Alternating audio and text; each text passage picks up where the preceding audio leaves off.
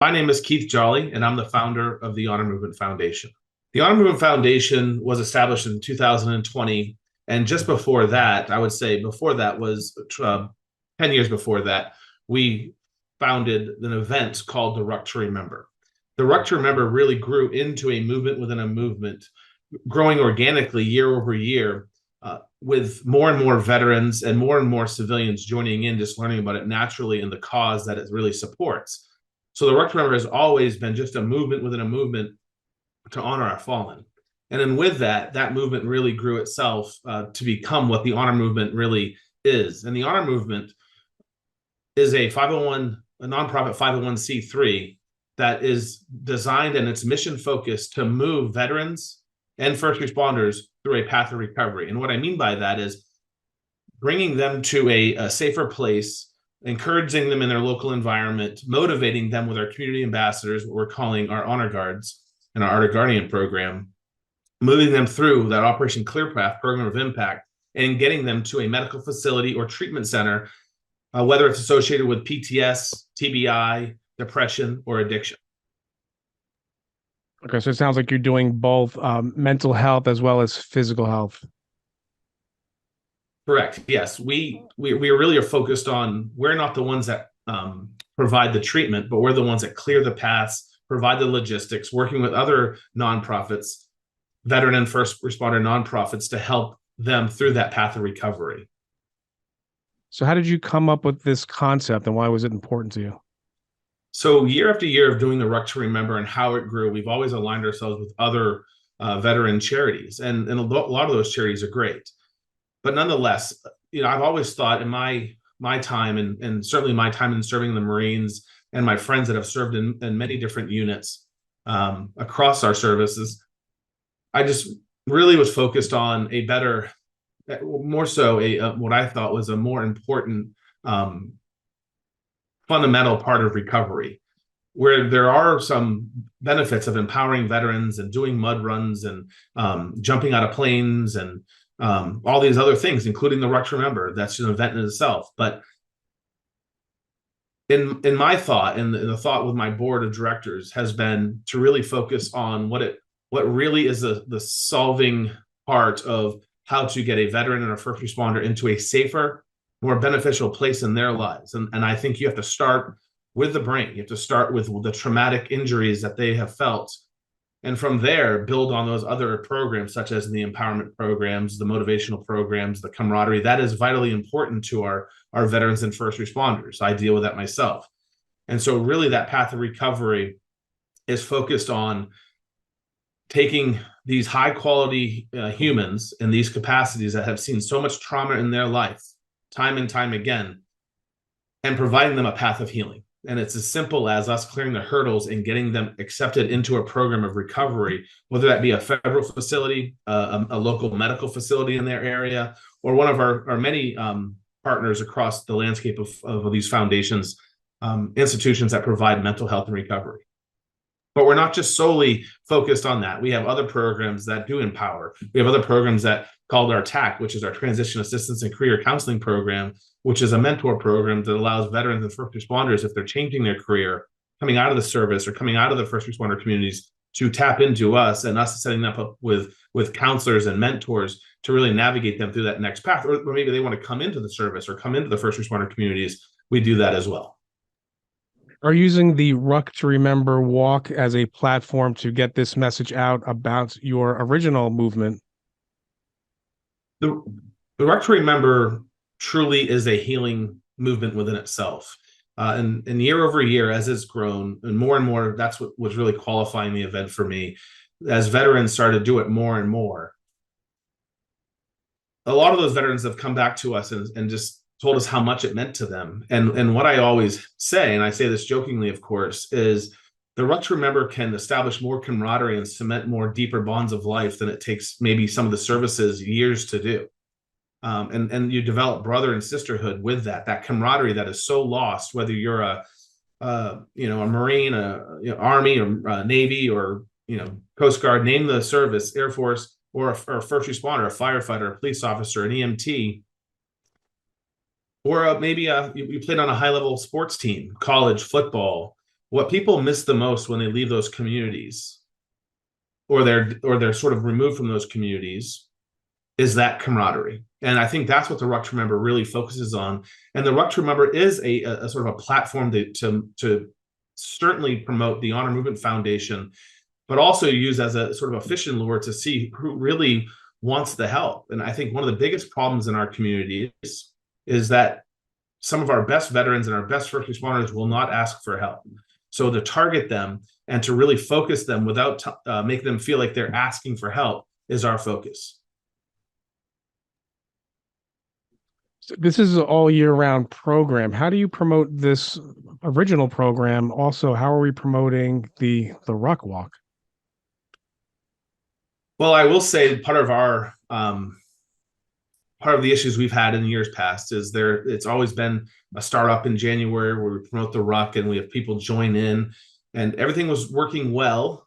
We didn't really promote it, and that's why you can't really find many photos of the early years, because really I was out there doing the hike as with everybody else. Matter of fact, I do the hike every year myself. It's important for me to not just plan it, operate it, but also be a part of it for my own reasons. The same reasons why I think veterans respond so naturally to it. But now we have Gina and her company that's really done a fabulous job in doing cross promotions and all year around promotions of what this is going to turn into. And with their help, with Media Mark Spotlight's help, we are going to be really reaching out all year around and really pushing our mission and our services, getting folks into our programs of impact so we can start changing those lives and bring them to a better path of recovery. And I was meeting with some firefighters just the other day talking about their needs and what those guys and those women see every day, maybe more often at a higher tempo rate than even our service members. And so we really need to get folks to start coming to us so we can provide them and facilitate them through that path of recovery. I want to talk about the physical walk. How does one join your walk? We've largely been only on social media for the last 12 years. And so you learn about it through a friend. It's really grown organically that way, and in a way, a good way, because the 60 to 60, which is part of the capstone of the Ruck to Remember, is one of the most arduous physical movements I have ever done in my life. And we've had Navy SEALs, we've had Green Beret, Special Forces, name the type of tier 1 type athletes as well, come in and do this event. And it's not just that it's so physically draining, it's also just it's emotionally draining. And when you combine those two together, it is almost like a fatigue of war. And that is what really drives that camaraderie so deep. And to answer your question of how you join it, you have to learn about it, obviously, through social media. And we are getting better at social media. And we have a team now focused on social media where we didn't in the past. And so to join the Ruck to Remember, you visit our website, you click the link, you register, you answer the key questions we need. You have to commit to training, you have to commit to the fundraising. That's what it's about.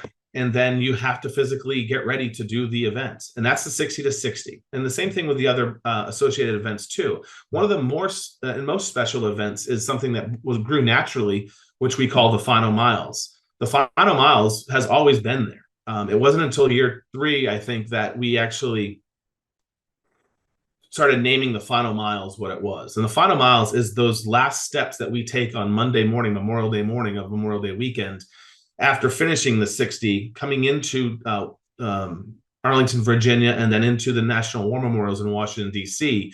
Those final miles, 6 miles, are truly just, you're walking in hallowed ground, even before you get to Arlington National Cemetery. When you're walking through the Korean War Memorial and seeing those faces, the Korean War Marines and Army reflect from that wall, and you see the Marines and the soldiers wear their ponchos. No one really knows about the Korean War. So during those final miles, you're learning about what the Korean War was like just by seeing the grimace on those soldiers' faces in that monument. And then when you touch that wall, when you walk by it very slowly and you learn about it, and then you go through the Vietnam Memorial and you see those names, and you see the Vietnam veterans that are standing there, and some of the widows and the sisters and the brothers crying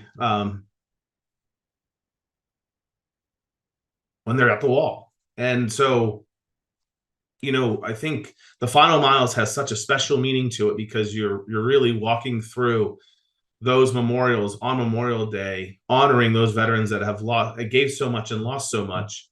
Um, and then by the time you get to World War II and World War I, which is a new monument, national monument up there in DC, but then World War II, which is where we come around and restack all the teams go out separately there. When you come into World War II Memorial and you hear the thunderous sound of the water and the stars down there in the basin of the memorial, and then the Asia and the Pacific side, and then all the states that were states that were part of it, which is every state, and you learn about that monument. I mean, every one of those national war memorials are built in a way of reflection and education.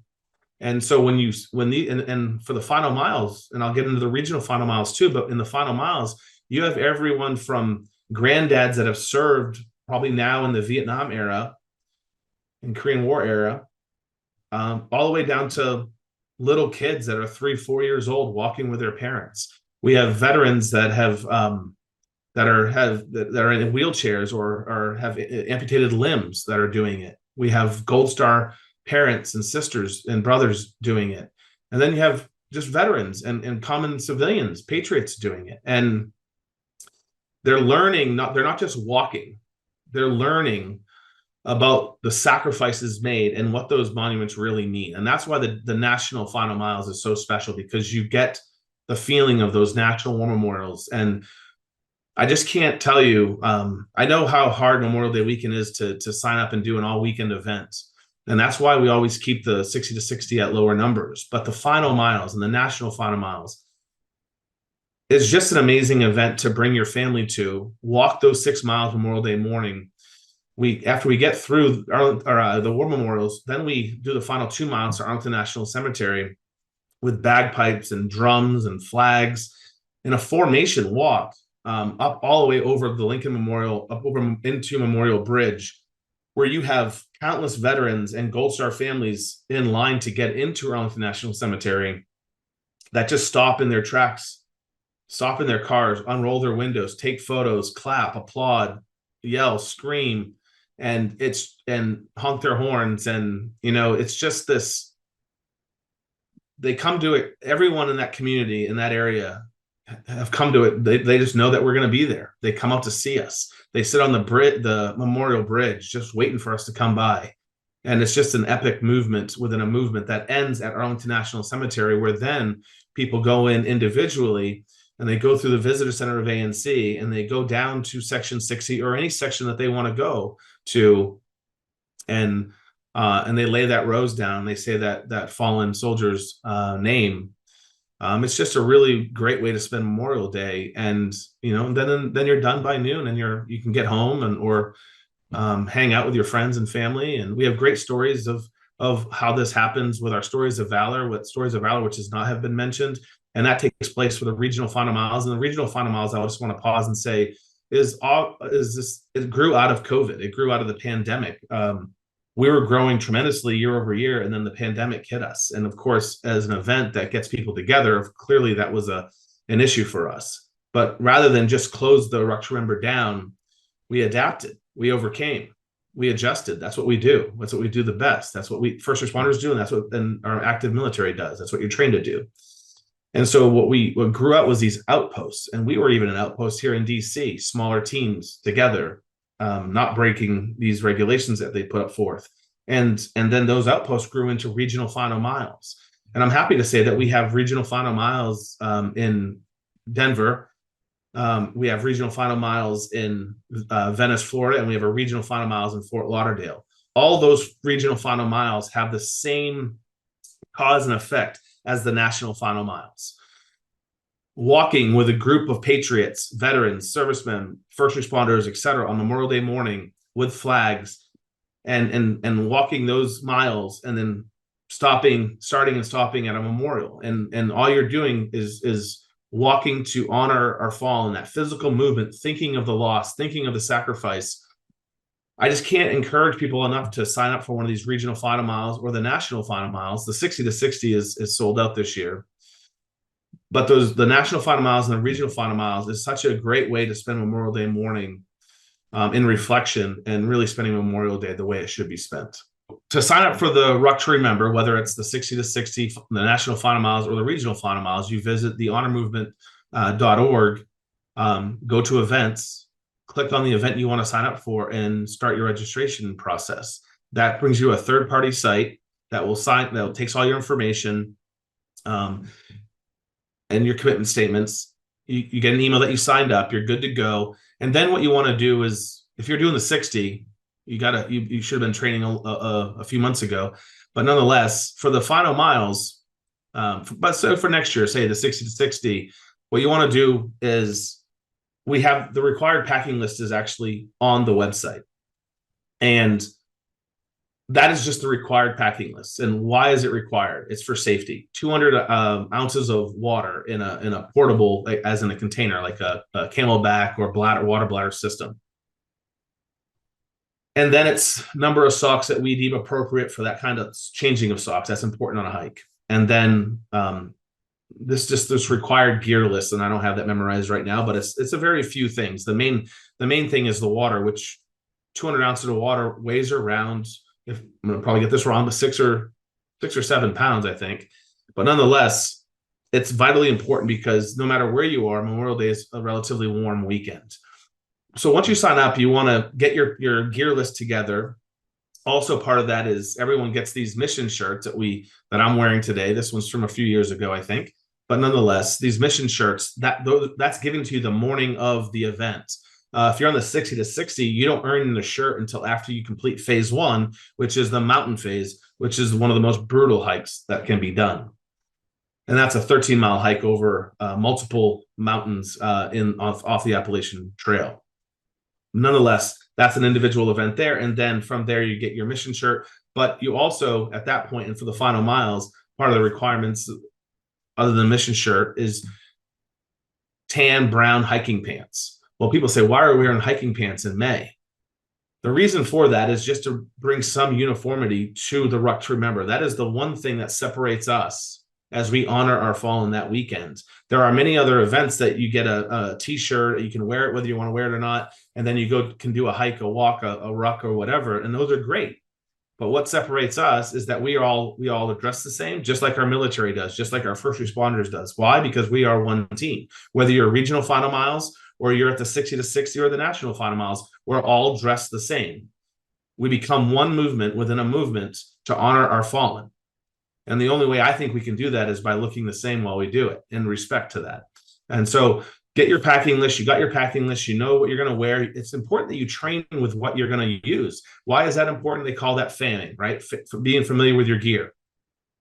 When you're out there on a training hike and you're taking water out of the source tube or the water bladder tube, you want to know what that feels like. How does it work? I put electrolytes in one of my water bladders, and I put water in another one of my bladders, and I tape the hose that comes off with electrolytes with green tape. Why? Because I want to know when I'm taking electrolytes versus when I'm taking water. Why? Because you don't want too much electrolytes on a 60-mile hike, or now 60-kilometer hike. For the final miles, the water is only 100 ounces. The training is less significant, but it depends on where you are. The gear is all the same. So if you're in the final miles, the required gear list is a lot less. You don't really need to change your socks, but we recommend you may want to change your socks, and we give you time to change your socks during that walk. But you want to have a little bit of some snacks and some things there. Then there's other things you may want to grab, like suntan lotion, bug spray, sunglasses, things like that, things that make you feel comfortable. But you don't know what's going to make you feel comfortable until you actually start doing your training hikes. So if you're just doing the 6-mile hike, the walk, in largely a city environment, whether it's the national final miles or the regional final miles, you're in a more city environment, which means pavement. You want to be used to walking on pavement. So you're not going to wear hiking shoes. You're going to probably wear sneakers. If you're out there doing the regional final miles or the national, but you still have a big rucksack on, you make sure you want to have a sneaker that supports a heavier load versus just you. I like to say this is common sense, but not everybody knows about it, nor should they know about it. The biggest thing is getting out there with your gear and training. So if you're doing a 6-mile final miles maneuver, you want to start out by maybe walking. If you've never really been on a walk before, you want to start out doing a small, maybe a half-mile walk. And there's actually on our website is a prepare to prepare. There's a prepare section on each page that shows you kind of exercises to do, things like squats, burpees, sit-ups, things with your shoulders that can harness the weight, those kind of things. That's all on our website at thehonormovement.org, where you can go and look at these training videos and do some of these exercises. By Memorial Day weekend, you want to be able to walk 5 to 6 miles. And if you're walking 5 to 6 miles, taking a break here and there, drinking your water, eating a snack, knowing what your body feels like, you're going to be ready to do the final miles. Now, you don't want to overtrain, whether it's the 60 or the 6 mile. So if you've never done a 6 mile walk continuously before, about a week before Memorial Day, you want to taper back. And by taper back is you want to do just some slight, whether it's ride a bike, whether it's going a smaller walk slower, just to get your strength and your endurance back. And then from there, you're going to execute the final miles, or you're going to execute the 60, and you'll be ready for it. Why? Because you trust your gear, your body's ready for it, you're mentally ready for it because you trust your gear, and then you're good to go. And you complete the mission with a team, with new friends, honoring Memorial Day and our fallen on Memorial Day morning. This is about camaraderie. This is about teamwork. And many cases on the 60 to 60, we have folks that overpack or just aren't in shape enough to do that arduous hike. In the final miles, yeah, sometimes we have some little kids or some older participants where the pace gets a little bit out of reach for them. And so in all cases, no one will be left behind. Who would we be in honoring our fallen if we left anybody behind? So I think it's a great question that you asked. All we do, and this is what's so phenomenal and what really establishes that camaraderie deeper within the team, is what we would do is we set that pace back. We bring the person that may be falling behind to the front. We motivate them. And if it's a gear issue, a weight issue with their gear, we start pulling their weight off, and someone else will carry some of that weight. We'll put it across the team. All the team leaders are trained for this. All the team leaders are medically qualified to treat the basics, i.e. your sprains, to identify some heat casualties, et cetera, things of those natures. But no one, and I mean it, no one will ever be left behind.